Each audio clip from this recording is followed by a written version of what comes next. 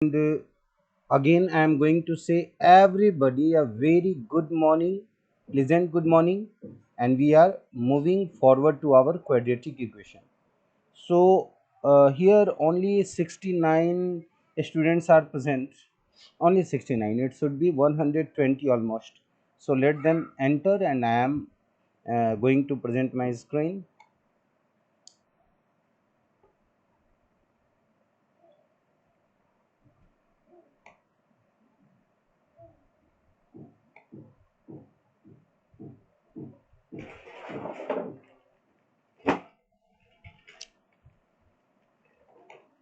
Now see, all the students, we have solved many word problems of quadratic equation, and you have seen how the questions should be read out. If you don't know how to read and what are the parts, that is very important to read, and how to formulate the equations. After forming equations, we have already discussed the way how to solve the solution, solve the zeros, solve the value for x. So here again we are moving forward and solving some more questions. Now we have been solving exercise 4. Exercise 4. So if you have any questions in exercise 4, you may ask that, sir, I did not get that question or this question. Then we will be solving that also. Okay.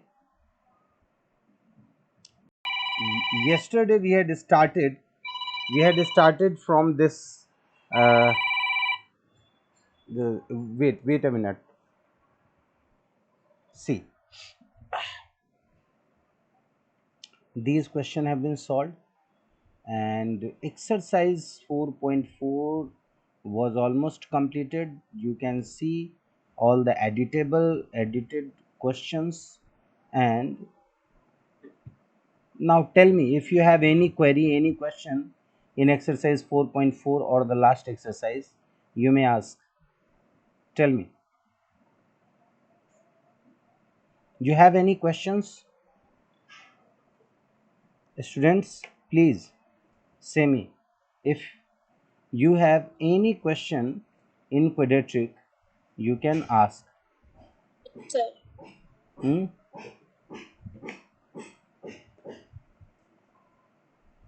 See, this is also your notebook in which we have solved. No question at all? You don't have a single question?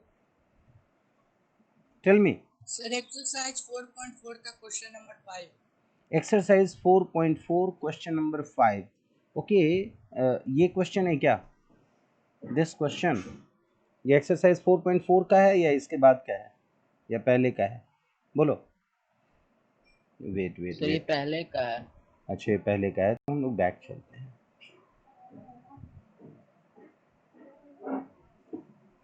Question number क्या बताया आपने? 5.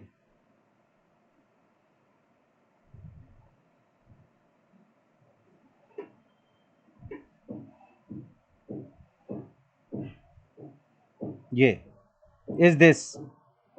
Sir चलिए करते हैं हम yes sir. लोग. Okay, now see, सबसे पहले तो हम लोग क्वेश्चन को देखते हैं, क्वेश्चन को पढ़ते हैं. देखिए, व्हाट इज द क्वेश्चन. सबसे पहले क्वेश्चन में आप जो है ना, ये ध्यान दीजिएगा कि और rectangular park, we are talking about a rectangular park, so you must know all the properties of rectangle. What is called a rectangle? Rectangle is a quadrilateral, is a parallelogram with all of its angle equal to 90 degree. और साथ ही में इसकी property क्या होती है? Not only about the 90, ये एक parallelogram है और साथ में इसके डायगोनल्स भी इक्वल होते हैं. Its perimeter is 80. Okay, suppose the perimeter is 80, it means 2 into L plus B is equal to 80. This is given. Okay, and area is 400 square meter. आपको पता है एरिया का फॉर्मूला क्या होता है? L into B. L into B is equal to 400. अच्छा, ये बताओ कि हम लोग ये जो चैप्टर पढ़ रहे हैं, उस चैप्टर का नाम क्या है? Quadratic equation, quadratic equation. और क्वाड्रेटिक इक्वेशन में डिग्री क्या होना चाहिए? 2, यानी कि क्वेश्चन में फॉर्म में वो इस तरह के होना चाहिए, ax स्क्वायर होना चाहिए plus bx plus bx plus c equal to 0, ये होना चाहिए। तो यहाँ पे l और b दो डिफरेंट वेरिएबल है, तो पहले हमें क्या करना है, इन दोनों वेरिएबल को किसी एक वेरिएबल को सब्जेक्ट बनाएंगे दूसरे के टर्म में, और जो भी सब्जेक्ट बनाएंगे उसको हम इस वाले वैल्यू में पुट कर सकते हैं। यहाँ प्रोडक्ट का साइन है, बताता है कि अगर आपने एक वेरिएबल को दूसरे वेरिएबल जो उसी टर्म के हो मल्टीप्लाई करेंगे तो डिग्री क्या बन जाएगा? 2। तो पहला काम क्या करना है, इस इक्वेशन को सॉल्व करना है और L या B किसी एक को सब्जेक्ट बनाना है। You should know what is called subject.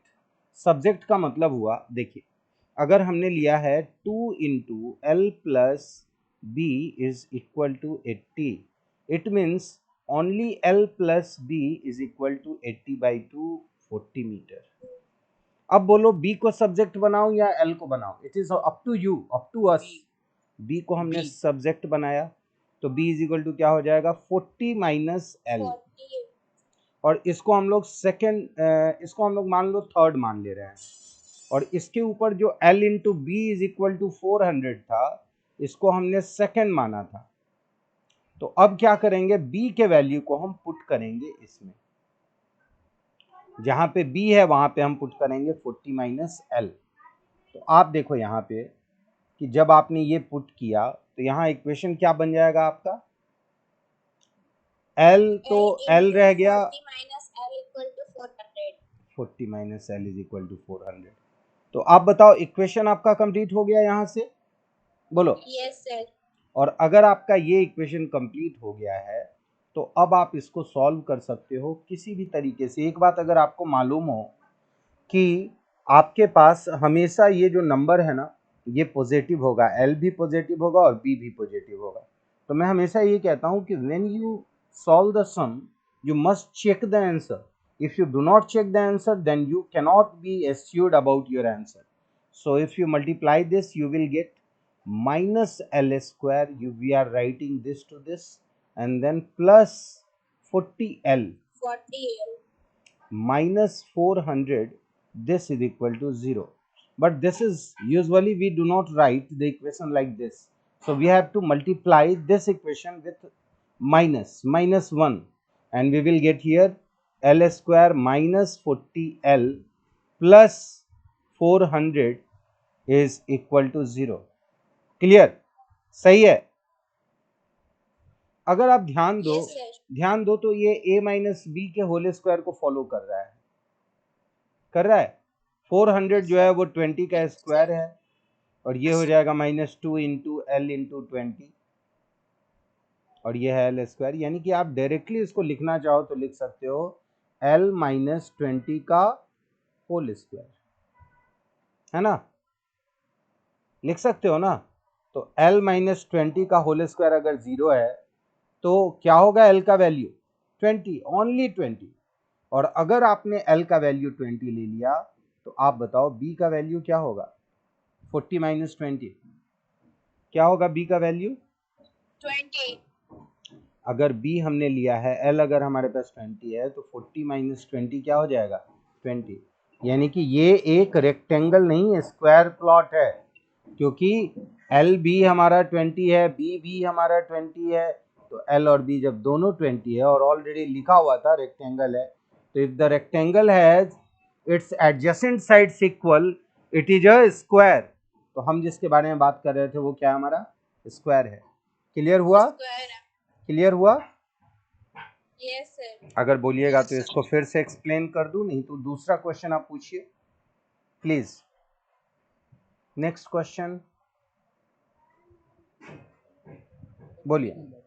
Question number 3, यानी हम लोग थोड़ा बैक चलते हैं, देखते हैं क्या हमने क्वेश्चन 3 को सॉल्व किया था।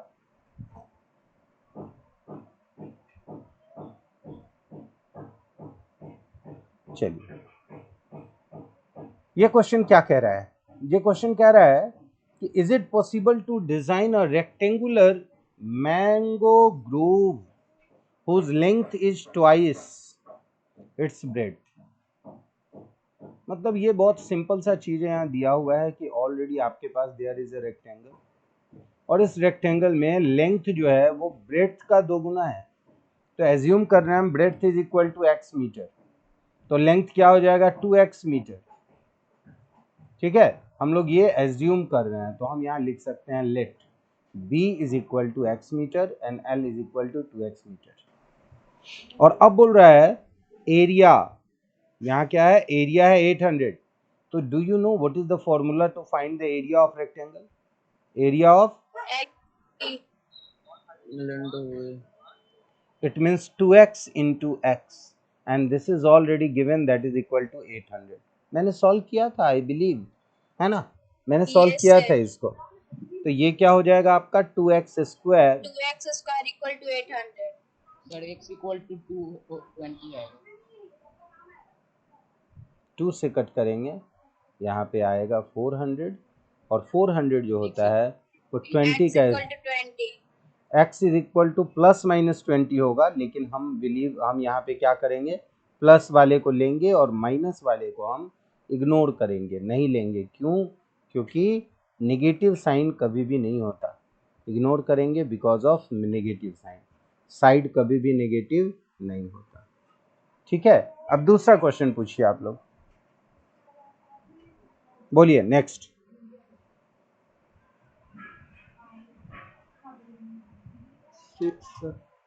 6, चलिए आते हैं।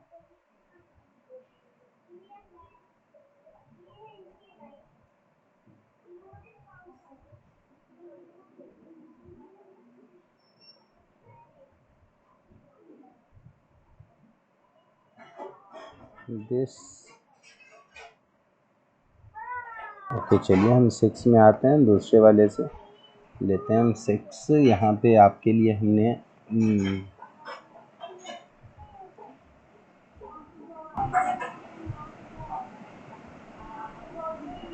नहीं लग रहा है 6, एक मिनट, 5 ही क्वेश्चन तक दिया हुआ है। तो चलिए हम आते हैं क्वाड्रेटिक के क्वेश्चंस को देख लेते हैं। I have already made a section for class 10th quadratic.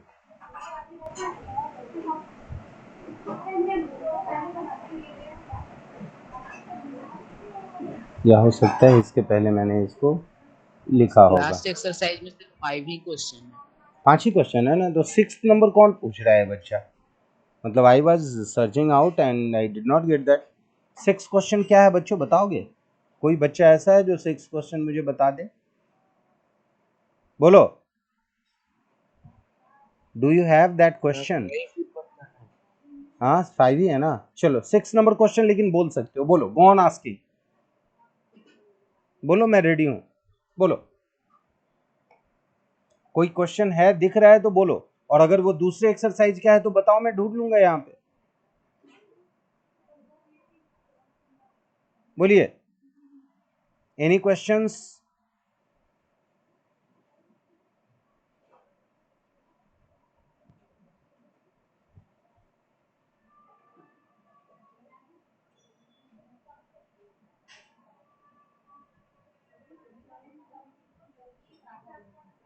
नहीं बोलोगे तो कैसे होगा? You have given me a point and I am considering that your question should be solved whether it belongs to any of the exercise. So not to worry and do ask. Tell me the number of question. What is that? बोलो। Sir, example number 17. Example number 17, तो आपको बताना होगा ना question. 17 number example बताइए क्या है, ठीक है, बोलो। क्वेश्चन रीड करो तब बताओगे ना।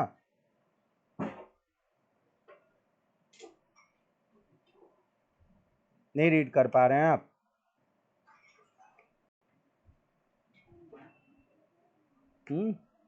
मुझे देखना होगा, एक मिनट, चलो मैं देखता हूँ, लेकिन कोशिश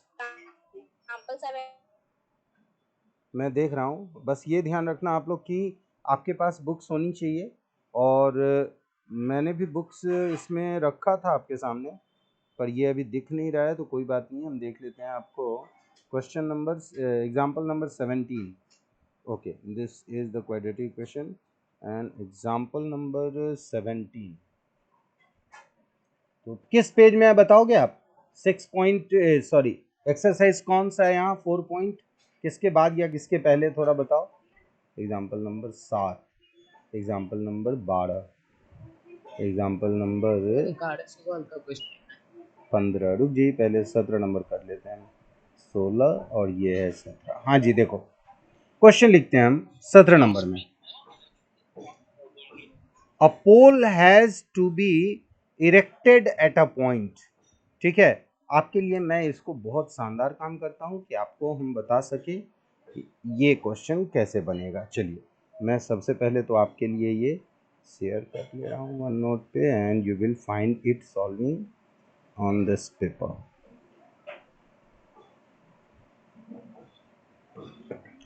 चलिए, यहाँ हम देखते हैं कि we will get the question here.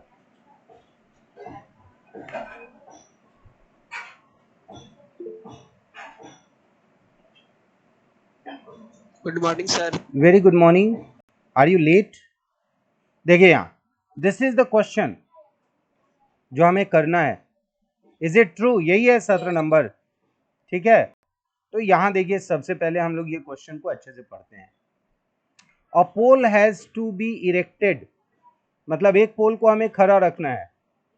ठीक है, और इस तरीके से रखना है कि eight a point of the boundary of a circle of diameter 13। यानी ये क्वेश्चन कह रहा है कि हम इस पोल को जो है वो किसी सर्कल के बाउंड्री पे रख रहे हैं, जिस सर्कल का डायमीटर कितना है? 13 है। तो देखिए यहाँ ध्यान से हम इस क्वेश्चन को बनाते हैं। वेट, देखिए, a pole has to be erected at a point of boundary of a circular park of diameter 13 metre. तो हमने क्या किया, एक सर्कुलर पार्क बनाया और इसके पास हमने एक पोल लिया, और इस पोल का अगर डायमीटर 13 है तो आप बताओ, डायमीटर अगर 13 है तो रेडियस कितना होगा? बोलो। अगर डायमीटर 13.5। बिल्कुल सही, क्योंकि रेडियस क्या होगा? हाफ होगा 13 का। अब क्वेश्चन कह रहा है difference of the distance from two diametrically opposite fix gates. Diameter से ऑपोजिट फिक्स गेट, मतलब एक ये हो गया, एक ये हो गया, और ये दोनों का डिफरेंस है कितना है? 7 मीटर। मतलब ये अगर एक को हमने x माना तो दूसरे को हम क्या मानेंगे? x plus 7। अच्छा, इस तरह के क्वेश्चन को हम कहते हैं एप्लीकेशन बेस्ड क्वेश्चन। क्या बोलते हैं हम? Application based question. Application based question आपके पास पूरे 15% मार्क्स कैरी करता है बोर्ड में। यानी कि अगर क्वेश्चन 80 का होता है तो 12 नंबर के क्वेश्चन होते हैं एप्लीकेशन बेस्ड। और आपके बोर्ड में जिस चैप्टर से एप्लीकेशन बेस्ड क्वेश्चन आने वाला है वो चैप्टर है एपी। याद रख लेना, ये कुछ कुछ चीज जो मैं बता रहा हूं ना, वो एपी चैप्टर है, जिससे आपको बिल्कुल एप्लीकेशन बेस्ड क्वेश्चन आएगा। अच्छा बच्चों, एपी हमने किया है कि नहीं किया है? नहीं किया है। चलो, तो हाँ, एप्लीकेशन बेस्ड का मतलब क्या होता है? जब एक चैप्टर की थियरी को दूसरे चैप्टर में उपयोग किया जाता हो। तो आप देखो, हमने यहाँ पे क्वाड्रेटिक इक्वेशन में हम सर्कल के बारे में बात कर रहे हैं, राइट एंगल ट्रायंगल के बारे में बात कर रहे हैं। तो ये जो चैप्टर बन गया एप्लीकेशन। अच्छा ये बताओ, पाइथागोरस थ्योरम क्या कहता है? अगर हम बोलें पाइथागोरस थ्योरम के बारे में, तो पाइथागोरस थ्योरम क्या कहता है? तो पाइथागोरस थ्योरम कहता है कि H square is equal to P square plus B square. H क्या होता है? Opposite side of the right angle. It means P अगर हमारा 90 डिग्री वाला एंगल है तो ऑपोजिट साइड 13 हो जाएगा हमारा एच। ये अगर एक्स है और दूसरा है एक्स प्लस 7। कोई बच्चा इसको x भी ले सकता था और इसको x माइनस 7 भी लेता तो गलत नहीं होता। बस यही आंसर निकालने वक्त x का वैल्यू में वो 7 को फिर घटाता। हमने प्लस ले लिया क्योंकि ये इजी होता है, और यहाँ पे क्या लिखेंगे हम? 13 square plus x square plus x plus 7 का होल स्क्वायर। और जब इसको सॉल्व करेंगे तो मैं जान रहा हूं कि इसका आंसर 5 और 12 आएगा। दोनों साइड क्या आएगा? 5 और 12। ठीक है, तो 5 और 12 आएगा। ये सॉल्व करोगे तो ये आपका आंसर बन जाएगा। बस इक्वेशन यही बनाना है। तो अगर लगता है कि ये क्वेश्चन आपने बोला है सॉल्व कर दीजिए तो मैं सॉल्व कर दूंगा, और अगर लगता है कि दूसरा क्वेश्चन इसमें हम पूछ सकते हैं तो दूसरा पूछ लीजिए। एक बच्चा और आर.एस. अग्रवाल का कुछ जिक्र कर रहा था तो मैं उसको मौका दूंगा कि वो पूछ सकता है, और अगर लगता है कि ये क्वेश्चन सॉल्व नहीं होगा तो आई एम हियर। हाँ पूछिए, Yes, sir. बोलिए। Sir, the sum of the square of two consecutive even numbers. बस बस बस बस बस बस बस, why don't you stop at the same time when I used to say stop. देखो जानते हो मैं हमेशा आपको एक चीज पे जोर देता हूं, माफ करना मैं थोड़ा यहाँ पे थोड़ा सा आपके बोलने को इंटरप्ट करता हूं। इंटरप्ट करने का मेन मकसद ये है कि पढ़ने का तरीका सीखो, ठीक है ना। तो आप एक बार फिर से रीड करो, मैं एक जगह पे रोकूंगा, बोलो please. The sum of the square of two consecutive numbers. बस देखो यहाँ देख लो पहले, टू कंसिक्यूटिव नंबर का मतलब क्या होता है, मैं यहाँ पूरा एक्सप्लेन कर रहा हूँ कि पहला नंबर अगर x है तो दूसरा नंबर x प्लस 1 होगा, लेकिन इस क्वेश्चन में इवन नंबर और ऑड नंबर कहा जाएगा, ठीक है। तो हम इवन और ऑड के लिए देखेंगे कि जैसे आपने यहाँ देखा कि x प्लस 1 है आपका कंसिक्यूटिव नंबर, है ना। मैं बचपन से इसको कंसिक्यूटिव पढ़ता रहा हूँ, बड़े होने के बाद कंसेक्टिव पढ़ना शुरू किया, तो ये होता है कंसेक्टिव करेक्ट प्रोनाउंसिएशन, जबकि लिखते हैं हम कंसिक्यूटिव, ऐसे लिखते हैं हम कंसिक्यूटिव। तो हम we all are Bihari and we all have problem of pronunciation, तो कंसेक्टिव बाद में हमने बोला, लेकिन कंसिक्यूटिव दिखता भी है और हम बोलते भी हैं। तो ये हो गया कंसिक्यूटिव नंबर के बारे में। बट इन्होंने बोला है इवन नंबर, तो अब से आप लोग इवन और ऑड नंबर को अगर आपने x और x प्लस 2 एज्यूम किया है तो अब आप नहीं करोगे। अब आप कंसिक्यूटिव इवन में भी यही लेते थे और ऑड में भी आप यही एज्यूम करते थे, जो आप अब नहीं करोगे। अब क्या करोगे, अगर इवन नंबर है कंसेक्टिव तो एक को आप लोगे 2x और दूसरे को आप लोगे 2x और प्लस 1, ये लोगे इवन के लिए। और ऑड के लिए क्या लोगे आप, ऑड के लिए लोगे एक बार 2x माइनस 1 और एक बार लोगे आप 2x प्लस 1। इसके पीछे वजह है, वजह यह है कि किसी के भी आगे 2 लगा देने से वो हमेशा क्या होगा, इवन हो जाएगा, ठीक है। और ये बताता है 2x प्लस 2 यानी कि उसका कंसेक्टिव इवन नंबर आएगा। यहाँ पे आपका x ऑड भी होता 3 होता और 5 हो सकता था, 2 होता तो 4 हो सकता था। तो ये आप क्लास 10th तक 9th 10th तक ये आप पैटर्न चला सकते हो, लेकिन आगे जाके आपको यही चेंज करना है। तो क्यों नहीं हम समझ जाएं कि जब कभी भी इवन नंबर एज्यूम करना हो कंसेक्यूटिव में तो हम ये दोनों लेंगे, सिलेक्ट करेंगे, और जब कभी भी हमें ऑड नंबर सिलेक्ट करना हो तो हम दूसरा ये वाला सिलेक्शन करेंगे। क्लियर है यहाँ तक, तब आगे बढ़ेंगे। Yes sir. समझ में आ गया, इवन नंबर क्या लेंगे, इवन कंसेक्यूटिव ये लेंगे, और सिर्फ अगर कंसेक्यूटिव है तो ये लेंगे, ये लेंगे, ये दोनों। पर ये वाला पार्ट अभी तक आप सब बच्चे, मुझे उम्मीद है, यही लेते थे, इवन में भी ऑड में भी, सही है क्या। Yes, sir. लेकिन अब आप ये लोगे, इवन में ये दोनों और ऑड में ये दोनों। दिक्कत थोड़ी बढ़ेगी आंसर निकालने वक्त, x के बाद इसमें आपको पुट करना होगा x का वैल्यू, लेकिन तरीका यही है। तो अब हम आते हैं इस क्वेश्चन के दूसरे हिस्से को पढ़ने के लिए बोलते हैं। उन्होंने कुछ कहा था कि सम ऑफ स्क्वायर्स, बोलिए रीड कीजिए। The sum of the square of two consecutive even numbers. बस बस बस रुक जाइए, 340 सही है। तो यहाँ पे हम कंसेक्यूटिव इवन नंबर के बारे में बात कर रहे हैं। तो पहला इवन नंबर 2x है, उसका स्क्वायर, और दूसरा इवन नंबर हो गया 2x प्लस 1, या इसको ब्रैकेट के बाहर निकालेंगे तो ये होगा, and this is equal to 340। तो क्या आपसे ये बन जाएगा, ये आपका अकॉर्डिंग टू क्वेश्चन है। Yes sir. Yes, sir.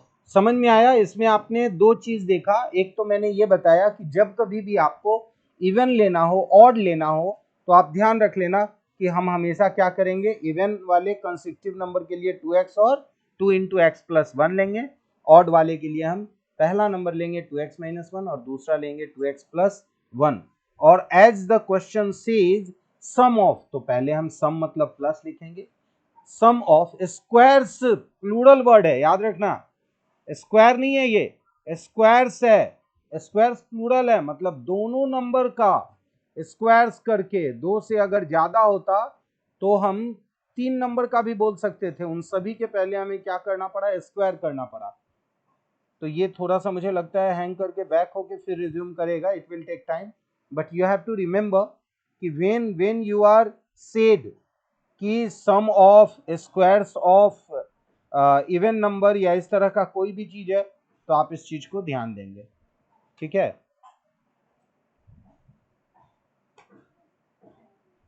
Sir एक और है। Wait I am coming to the point but you can read, या go on reading the question. बोलिए आपको। हाँ डेनोमीटर नहीं डिनोमीटर बोलो। Of a fraction is one more than twice the न- numerator. रुक जा, एक मिनट, मैं थोड़ा इसको फुल स्क्रीन करता हूँ और आपके क्वेश्चन को अच्छे से मजे से पूरा कंसंट्रेशन के साथ सुनूंगा। चलिए पहले रुक जाइए बच्चों, ध्यान रखो इस क्वेश्चन में ये जो पूछना चाहते हैं वो एक फ्रैक्शन से रिलेटेड है। तो न्यूमरेटर ऊपर होता है और डिनोमिनेटर नीचे होता है।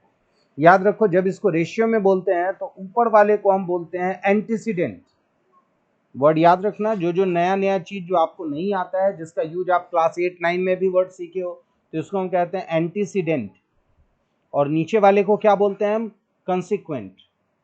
क्या हम बोलते हैं, कंसिक्वेंट। लेकिन यहाँ पे फ्रैक्शन है तो यहाँ पे हम लोग न्यूमरेटर और डिनोमिनेटर बोलेंगे, जो सही होगा। अब जब कभी भी इस तरह का क्वेश्चन हो ना, न्यूमरेटर और डिनोमिनेटर, तो सभी बच्चों से एक ही गलती होती है, बच्चा x का वैल्यू निकाल के छोड़ देता है। लेकिन हमें x का वैल्यू निकाल के और न्यूमरेटर और डिनोमिनेटर में डाल के फ्रैक्शन दिखाना होगा। चलिए क्वेश्चन रीड कीजिए, बोलिए। The denominator of a fraction is one more than the twice the numerator. एक मिनट थोड़ा सा रुक जाओ। बोल रहा है denominator is one more than. Denominator क्या है, एक ज्यादा है। तो अगर हम इसमें से एक घटा लें और क्या है, इज ट्वाइस द, क्या बोल रहा है, बोलिए तो Numerator. Twice the numerator. अच्छा, तो डिनोमिनेटर से अगर हम एक घटा लें तो ये बराबर क्या हो जाएगा, 2 टाइम्स न्यूमरेटर के बराबर हो जाएगा। बोलो। Yes sir. तो हमेशा याद रखना कि जब इक्वल का साइन लेते हैं ना, तो बड़े में माइनस करते हैं, छोटे में प्लस करते हैं। तो यहाँ डिनोमिनेटर बड़ा नंबर था, तो बोल रहा है कि डिनोमिनेटर एक ज्यादा है, तो हम एक कम कर दिए। किससे ज्यादा है भाई, 2 टाइम्स न्यूमरेटर से। तो अब अगर न्यूमरेटर को हमने मान लिया है x, तो न्यूमरेटर को अगर हमने माना है x, तो डिनोमिनेटर क्या हो जाएगा, 2x नहीं 2x प्लस 1, 2x प्लस 1 हो जाएगा। अब क्वेश्चन का दूसरा पार्ट पढ़ते हैं, बोलिए क्या है क्वेश्चन का दूसरा part. If the sum of the fraction and its reciprocal is बस 16/21. मैं बता रहा हूँ। हाँ पहले तो हमारा जो फ्रैक्शन था वो न्यूमरेटर और न्यूमरेटर बाय डिनोमिनेटर ओरिजिनली था x बाय दिस, पर अकॉर्डिंग टू क्वेश्चन कह रहा है कि ये जो फ्रैक्शन है, ये फ्रैक्शन को इसी के रेसिप्रोकल के साथ ऐड कर दो। यानी सम करना है हमको ओरिजिनल फ्रैक्शन जो ये है हमारा, और reciprocal of this original fraction यानी कि 2x प्लस 1 बाई एक्स। और क्या है इसका आंसर बताइए तो।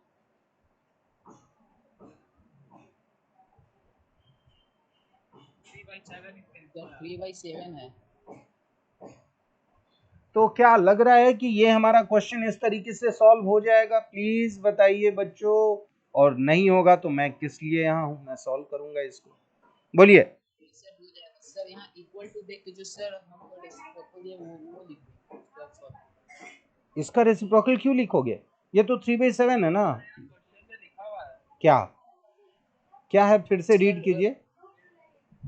The sum of the fraction and its reciprocal is 2 whole 16/21. Find the fraction.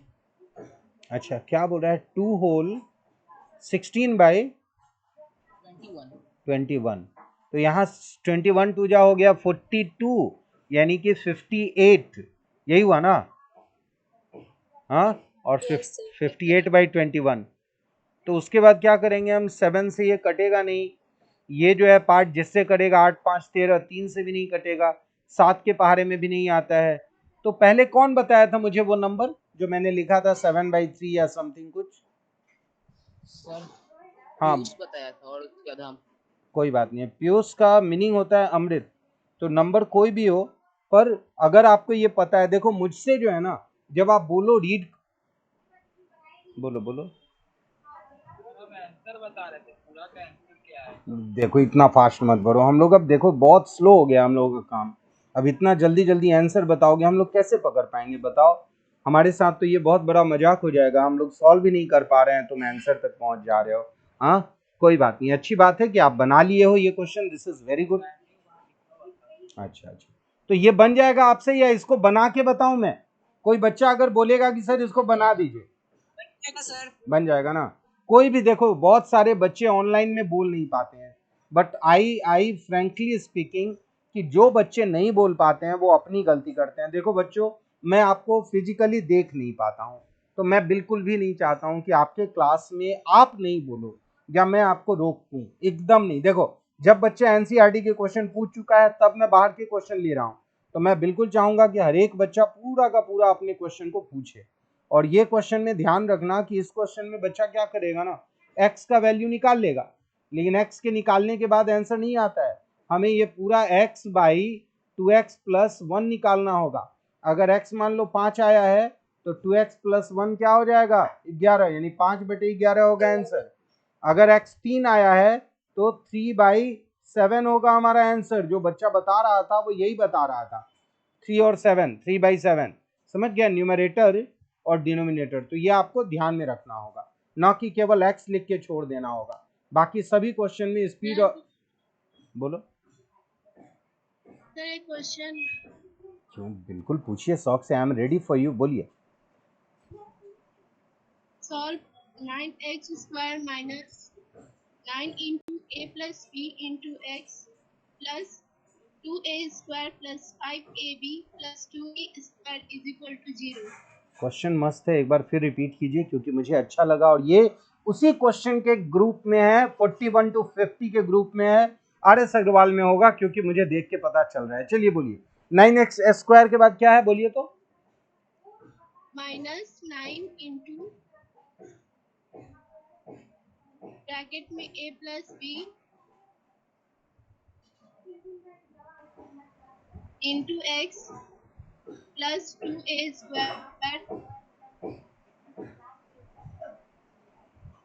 Plus 5ab plus 2b² is equal to 0।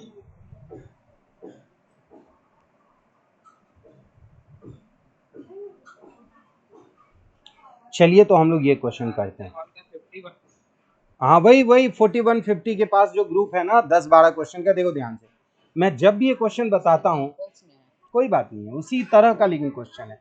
देखिए, तो मैं आपको ये बताना चाहता हूँ कि इस तरह के क्वेश्चन में जिन्होंने क्वेश्चन पूछा है उनको कि देखो आपको करना क्या है, फैक्टराइज करना है इसको, ठीक है ना, और इसको दो भाग में तोड़ना है। जिस दोनों भाग को जोड़ने में प्लस का साइन है, जोड़ करके हमें ये लाना है, ये पार्ट लाना है। अच्छा, पहला टर्म हमारे पास ऑलरेडी 3x का होल स्क्वायर है, इसको जब आप तोड़ोगे तो आप बताओ क्या आएगा। पहले हम लोग इसको तोड़ते हैं, तो इसको फैक्टराइज करते हैं, तो ये हो गया 2a², 2 2 जा 4, यानी हम लिख सकते हैं एक बार 4ab और एक बार लिख सकते हैं हम केवल ab, और यहाँ लिख सकते हैं हम 2b का होल स्क्वायर। जब यहाँ 2a कॉमन लेंगे तो a प्लस 2b आएगा, और जब यहाँ हम b कॉमन लेते हैं तो a प्लस 2b आएगा। तो हमारे पास क्या बचा, फैक्टर a प्लस 2b, और दूसरा बचा 2a प्लस b। ये दोनों बचा, बोलिए ये दोनों बचा। अच्छा, इन्हीं दोनों को हमें यहाँ पे पुट करना है, इन्हीं दोनों पार्ट को हमें यहाँ पुट करना है, समझ गया ना? और पुट करने के बाद आपको रिजल्ट निकालना है। तो एक बात बताओ, हम लोग अगर a माइनस बी और a प्लस बी के होल स्क्वायर में देखेंगे तो तुम देखोगे यहाँ कि ये 9 है, तो इसका तो हम चाहें तो 3x को तो बाहर ही रख सकते हैं, और एक 3 को अंदर अगर लाएंगे तो ये हो गया 3a प्लस 3b। और जैसा कि मैंने अभी आपको बताया है कि ये प्लस का साइन हमें क्या इंडिकेट करता है कि इन दोनों फैक्टर को हमें क्या करना है, ऐड करना है ना? प्लस का साइन यही बताता है ना, इन दोनों को हमें क्या करना है, ऐड करना है। तो आप देख के बताओ कि इन दोनों को ऐड करने पे क्या 3a और 3b आने वाला है क्या? बोलो। सर आ जाएगा। आ जाएगा ना? तो चलिए हम लोग इस क्वेश्चन को फिर से एक बार लिख के बनाते हैं। तो देखिए यहाँ ये हो गया आपका 9x² माइनस 3x और ब्रैकेट में हम लेंगे एक बार a प्लस 2b और फिर दूसरे ब्रैकेट में हम लेंगे 2a प्लस b और जो लास्ट हमारा ब्रैकेट है उसमें हमारा इन दोनों का प्रोडक्ट है a प्लस 2b और इंटू 2a प्लस b। और आपको ये दिख रहा होगा, अगर मैं इस 9 को हटा दूं तो यहाँ पे 3x होल स्क्वायर होगा, तो आपको ये दिख रहा होगा कि x स्क्वायर और यहाँ प्लस या माइनस जो भी हो, समझ गया ना, x square plus x into a plus b और is equal to a b, sorry यहाँ पे plus a b is equal to 0, या यहाँ पे सिर्फ ये साइन लो आप। तो ये दिख रहा है आपको? बोलो। सर। तो यहाँ पे आपके पास जब ये दिख रहा है, ये बस प्लस का साइन लेना अलग हुआ है, तो आपको पता है कि ये अगर माइनस है और इसको भी अगर माइनस एक्स का होल स्क्वायर लेते तो क्या कुछ बदलने वाला था? नहीं बदलने वाला था, है ना। यहाँ अगर माइनस एक्स ले लेते, अगर हम इसका भी स्क्वायर लेते तो बात 9x² ही आता, इसीलिए ऐसा कोई भी चेंजेस नहीं है। तो अब आप ये सॉल्व कर सकते हो, आपको पता चल रहा है यहाँ पे कि यहाँ क्या होगा। इसका अगर यहाँ पे हम माइनस लेते हैं अगर, तो आप समझ लो इसका आंसर होगा x minus a into x minus b is equal to 0। तो यहाँ क्या आने वाला है, या तो आप इसको अलग अलग एक्सपेंड करके फैक्टराइज करो या डायरेक्ट फॉर्मूला को रिवर्स करो, कन्वर्स करो। तो बताओ मैं क्या करूं, फॉर्मूला को कन्वर्स करूं या एक्सपेंड करके इसका फैक्टराइज करूं? मुझे लगता है आप लोगों के लिए नहीं बड़ा करूं मैं, आपके लिए एक्सपेंड करूं, क्योंकि बहुत सारे बच्चे जो है ना आदत में पाल के रखते हैं कि हम जिससे बना रहे हैं हम वैसे ही बनाएंगे। तो इस तरीके में हमारे साथ थोड़ी दिक्कत हो जाती है, क्योंकि बच्चे को कहीं नया मेथड अगर लगता हो तो दिक्कत है, पर जो सही है, जो हमेशा के लिए आपके पास रहने वाला है, हम चाहते हैं वो काम करना। तो यहाँ पे क्या होगा आपके पास a प्लस 2b और यहाँ पे हमने लिया 2a प्लस b, तो यहाँ पे क्या आ जाएगा 3x minus 2a plus b, है ना। सॉरी यहाँ पे 2a माइनस बी लिए तो यहाँ आ गया a प्लस 2b। क्या बच्चों ये क्लियर है? यहाँ से हम देख रहे हैं कि ये दोनों जो पार्ट है हमारा, एक तो ये पार्ट है हमारा, सॉरी इसको हटाना पड़ेगा, कलर इसका डिफरेंट है। देखिए ये जो पार्ट है हमारा और ये जो पार्ट है हमारा, ये दोनों में क्या है, कॉमन है, तो we can take it out as common. तो हम इसको जो है कॉमन ले सकते हैं, ठीक है ना। और जब कॉमन ले लेंगे तो हमारे पास क्या हो जाएगा, ये 3x माइनस ए ब्रैकेट के बाहर निकाल लेते हैं और ये हो जाएगा 3x minus 2a minus b equal to 0। और इसके बाद आपके लिए हो जाएगा इसका फाइनल आंसर। याद रखना, अगर एक लाइन में 2 बार इक्वल का साइन आता है तो ये अच्छा नहीं होता, तो हम लोग इस इक्वल के साइन को हटाने के लिए और लिख सकते हैं, समझ गए। इम्प्लाइज से ज़्यादा बेटर ये और का इंप्रेशन होता है, क्योंकि इम्प्लाइज का जब मैं आपको मीनिंग बताऊंगा तो आपको पता चलेगा कि बहुत जगह पे हम गलत इम्प्लाइज यूज करते हैं। तो बिना मीनिंग जाने आप लोग जो इम्प्लाइज शुरू कर दिए हो वो कहीं पे गलत है, ठीक है। तो 3x minus a minus 2b is equal to 0 और 3x minus 2a minus b is equal to 0। It means 3x is equal to a plus 2b and x is equal to a plus 2b by 3। Similarly यहाँ पे 3x is equal to 2a plus b and x is equal to 2a plus b by 3 बीच में, और ये हो गया आपका x का solution. Clear है बच्चों? बताओ क्लियर है? तो मजा आया, समझ में आया, क्लियर है, ठीक है।